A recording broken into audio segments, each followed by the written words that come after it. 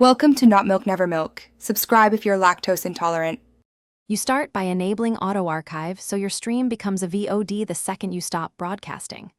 Open Creator Dashboard, go to Channel Settings, and toggle Store Past Broadcasts on. Once done, make sure your account type, affiliate or partner, affects retention length, so check your 14 versus 60-day exposure. Also verify your streaming software isn't using stream key rotation. Keep a stable key. This step ensures Twitch automatically saves your session for later editing and sharing without extra manual uploads. Next, you create reliable local backups and configure quality settings.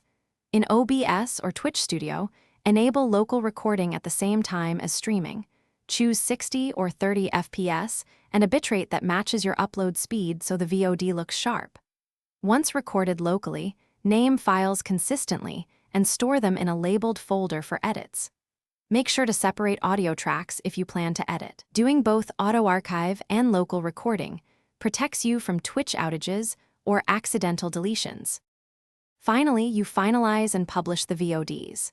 Use Video Producer to trim dead time, add chapters, and create highlights for promotion. Then set the privacy level public or unlisted, or export for YouTube.